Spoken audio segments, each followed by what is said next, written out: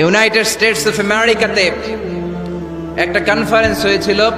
ওই কনফারেন্সটা হচ্ছে পৃথিবীর যত ধর্মগ্রন্থ আছে সবগুলো ধর্মগ্রন্থের 10 মিনিটের আবৃত্তি শোনানো হবে। কয় মিনিট? চিল্লায় বলেন। ওখানে গিয়েছে শ্রীমত ভগবত গীতা, গিয়েছে বাইবেল, ত্রিপিটক, দশাতীর, বেদ, পুরাণ, রামায়ণ, দীঘানিকায়া, ইয়াহবিস, সেকারডেটাল, Talmud, Torah, Old Testament, New Testament, Zend Avesta এবং আল্লাহর কোরআনও। কোন সুবহানাল্লাহ। চীনের প্রাচীন ধর্ম কনফুসিয়াসের পাণ্ডুলিপি গিয়েছে। যারা আগুনকে পূজা করে, অগ্নি উপাসক, আগুন দেখলে নমস্তে নমস্তে গায়, তারাও গিয়েছে। 10 মিনিট করে সময়। এই কনফারেন্সের উদ্দেশ্য হচ্ছে এইটা চেক করা, in order to check which book, which recitation of the holy book is the most excellent recitation ever. কোন বইয়ের আবৃত্তিটা বেশি সুন্দর লাগে। 10 মিনিট করে সময়। সব ধর্মের ধর্মীয় কিতাবের শায়েকরা, গুরুরা, ধর্ম নানকরা আর ফাদাররা আর কারীরা বসেছে। বিচারকের সামনে 2টা বাটন, একটা গ্রিন বাটন, একটা রেড বাটন, একটা সবুজ বাতি, একটা লাল বাতি। আবৃত্তির সময় 10 মিনিট। চিল্লায় বলেন কয় মিনিট? সবুজ বাতিতে চাপ দিলে আবৃত্তি শুরু, রেড বাটনে চাপলে আবৃত্তি শেষ। প্রথমে ডাকা হয়েছে শ্রীমত ভগবত গীতা।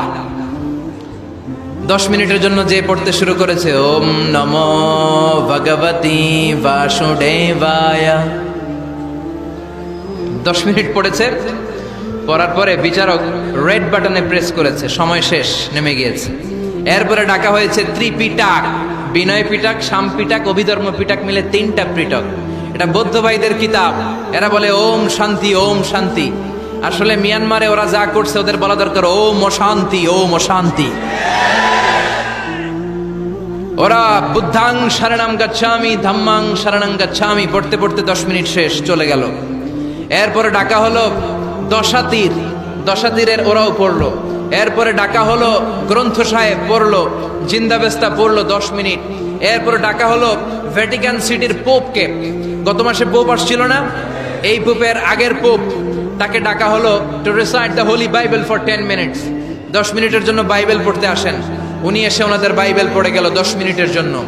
ওনার বাড়ি হচ্ছে ভ্যাটিকান সিটিতে, ইটালির রোমের মাঝখানে স্বায়ত্তশাসিত একটা আলাদা দেশ আছে। ওইখানে শুধু পোপরা থাকে, যারা বিয়ে টিয়ে না করে খ্রিস্টানদের ফাদার, প্রোটেস্ট্যান্ট, অর্থোডক্স আর রোমান ক্যাথলিক, ওরা সেইখানে রাজ্য স্থাপন করেছে। গোটা বিশ্বের খ্রিস্ট ধর্মকে তারা চালায়। তারা 10 মিনিট সব ধর্ম গ্রন্থের আবৃত্তি এবং তেলাওয়াতের পরে সর্বশেষে মুসলমানদের ধর্মগ্রন্থ কোরআন আবৃত্তি করার জন্য ডাকা হয়েছে। এসেছে মিশরের কারি Abdul Basit Ibne Abdus Samad. যারা ওনার তেলাওয়াত শুনেছেন দেখবেন উনি তেলাওয়াত করে আবার সময় নেয়, আধা মিনিট শ্বাস নেয়, আবার লম্বা দম নিয়ে তাল লয় নিয়ে টান দেয়, আবার পিছন থেকে টান দেয়। তাকে ডাকা হলো now the representative of Muslim community Abdul Basit Ibne Abdus Samad will now recite the holy book Quran for 10 minutes. মিশর থেকে আসা মুসলিম জাতির প্রতিনিধি তাদের ধর্মগ্রন্থ কোরআন নিয়ে এবার 10 মিনিট তেলাওয়াত করবে। কয় মিনিট? উনি দাড়ি রাখেন না, ক্লিন শেভ, পাতলা একটা চাদর আর জুব্বা পরে চলে এসেছে মাইকের সামনে। এসে আউযু বিল্লাহি মিনাশ শাইতানির রাজীম বলে টান দিয়েছে। সময় কয় মিনিট? উনি সূরা ফাতিহা পড়তে সময় নিয়ে নিছে 13 মিনিট। শ্রীমত ভগবত গীতাওয়ালারা হাততালি দেয়, সময় শেষ, কোরআন গেছে। কিন্তু কি আজীব তামাশা, বিচারক তো লাল বাতি চাপে না।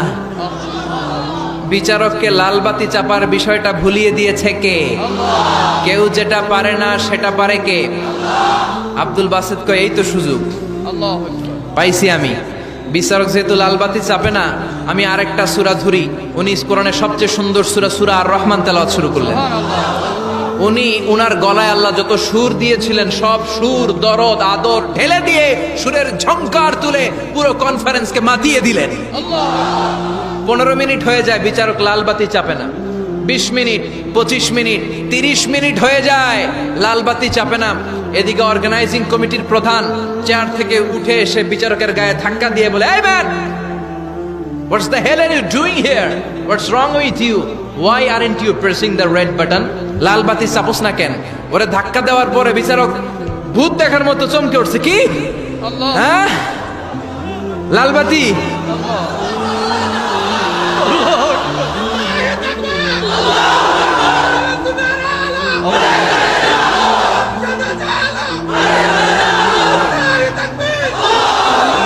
অর্গানাইজিং কমিটির চেয়ারম্যান যখন ধাক্কা দিছে, why aren't you pressing the red button, তুমি লাল বাতি চাপো না কেন? ভিমড়ি খেয়ে ওর সেলাপ দিয়ে কি, হ্যাঁ লাল বাতি নীল বাতি, কোন বাতি কোন বাতি? হুশ নাই, ওর হুশ নিয়ে গেছে কে? আবার যখন আব্দুল বাসেদের তেলাওয়াতের দিকে তাকায় আবার বেহুশ। না পেরে বিচারক দাঁড়িয়ে বলে, ও Abdul Basit Ibne Abdul Samad, come from Egypt, there is no time limits for you, recite as much as you wish. ও আব্দুল বাসেদ, আজকের এই প্রতিযোগিতায় তোর জন্য তেলাওয়াতের কোনো সময় নাই, তোর যত মনে চায় তুই পড়ে যা।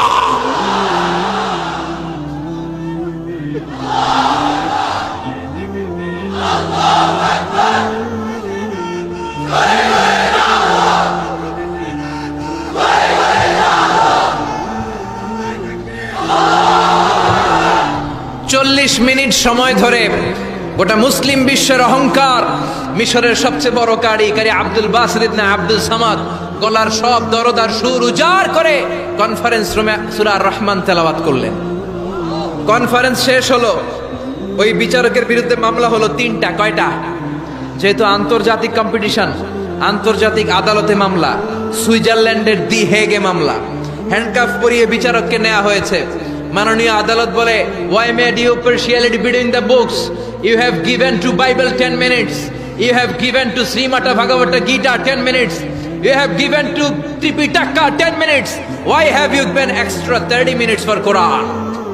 সব ধর্মগ্রন্থরে 10 মিনিট দেওয়ার কথা, বাইবেলরে দিলি 10, শ্রীমত ভগবত গীতারে দিলি 10, ত্রিপিটকরে 10, কোরআনরে অতিরিক্ত 30 মিনিট, মানে আগের 10 আর 30 মিলে 40 মিনিট দিলি কেন? বিচারক বলে, অনারেবল জাজ, I have a humble question to you. মাননীয় আদালত, আমার একটা বিনয়ের প্রশ্ন আছে। আদালত তো টাসকি খেয়ে গেছে, কিরে আমার এবার প্রশ্ন করে কেন? বিচারক বলে, আমার প্রশ্ন হচ্ছে, বিচারক তো আমি নিজে হই নাই, জাজ তো আমারে আপনারাই বানাইছেন। আমি তো ওদেরকে 10 মিনিট দিছি, ঠিক কিনা? আমি তো বাইবেলের 10 মিনিট দিয়েছি। এর কারণ, যখন বাইবেল পড়তে এসেছে আমার হুশ আছে, আমার সময়ের জ্ঞান আছে, আমি সময়ের টাইম ধরে বসে আছি, আমার হিতাহিত জ্ঞান আছে, আমার নার্ভাস সিস্টেম ওকে। 10 মিনিট শেষ, আমি রেড বাটনে চেপেছি, উনি নেমে গিয়েছে, বাইবেলকে ডেকেছি, বাইবেল শেষ, শ্রীমত ভগবত গীতাকে ডেকেছি, গীতা শেষ, ত্রিপিটককে ডেকেছি। কিন্তু এই মিশরের কারি আব্দুল বাসেদ জুব্বা একটা পরে কোরআনটা হাতে নিয়ে মাইকের সামনে এসে কি যে বলে একটা টান দিল, ওই টান দেওয়ার সাথে সাথে আর আমার হুঁশ নাই। আমি কি সাগরের উপর, নাকি মহাশূন্যে, নাকি জমিনের অতল গহ্বরে? আমি কোথায় বসে আছি, আমি কোথায় দাঁড়িয়ে আছি, আমি নিজেই জানি না। আমার সময়ের কোনো জ্ঞান নাই, আমার হিতাহিত বুদ্ধি নাই, আমার নার্ভাস সিস্টেম ফল ডাউন করেছে, আমার শরীরে ভাইব্রেশন শুরু হয়েছে, কাঁপুনি শুরু হয়েছে। মাননীয় আদালত, যখন একটা মানুষের হিতাহিত জ্ঞান থাকে না, যখন একটা মানুষের সময়ে কোনো বিবেক বুদ্ধি থাকে না, যখন কারো নার্ভাস সিস্টেম ফল ডাউন করে, কি এক মন্ত্র সে পড়তে শুরু করলো, আমার হুঁশ সে কেড়ে নিল, আমি কিছুই বুঝতে পারছি না। যখন আমি আমার সাথে নাই, যখন আমার হুঁশ নাই, যখন আমার নার্ভাস সিস্টেম ফল ডাউন করেছে, এরকম একটা পরিস্থিতিতে যখন আমি medically unfit, how can I press the red button? You answer me. কেমন করে আমি লাল বাতি চাপবো তুমি বলো? প্রিয় ভাইয়েরা, আপনারা যারা আইন নিয়ে পড়াশোনা করেন তারা জানেন, কেউ যদি মেডিকেলি আনফিট থাকে তার কোনো বিচার হয় না, ঠিক কিনা? পাগল খুন করলেও বিচার নাই, ঠিক কিনা?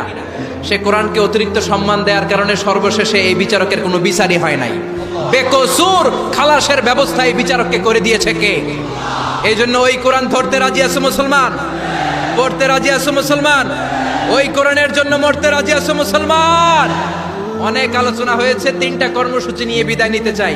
কর্মসূচি নাম্বার 1, কোরআন তেলাওয়াত করতে জানতে হবে। রাজি আছেন? যারা জানি না তারা শিখবো। 2 নম্বর কর্মসূচি, মাতৃভাষায় প্রতিদিন কোরআন পড়বো। কোরআনের বঙ্গানুবাদ পাওয়া যায় মোবাইলে, অ্যান্ড্রয়েড সেটে কোরআনের ট্রান্সলেশন পাওয়া যায়, বঙ্গানুবাদ। প্রতিদিন একটা আয়াত হলেও আমরা কোরআনের অর্থ পড়বো। 3 নাম্বার, বাঁচি আর মরি কোরআনের পক্ষে থাকবো। চিল্লা এখন ঠিক কিনা? এই কোরআন আমাদের প্রাণ, এই কোরআন আমাদের জান। এই বাংলার জমিনে কোরআনের আইন চালু হোক, আমরা চাই কি চাই না? যারা কোরআনের বিরুদ্ধে কথা বলবে ওদের সাথে আমাদের কোনো সম্পর্ক। আল কোরআনের বিরুদ্ধে একটা আইনও বানালে ওই আইন আমরা মানবো না। চিল্লায় বলেন ঠিক কিনা? আমরা এই কোরআনকে বুকে ধারণ করতে চাই। রাজি আছো মুসলমান? হাত তুলে আল্লাহর দেখা।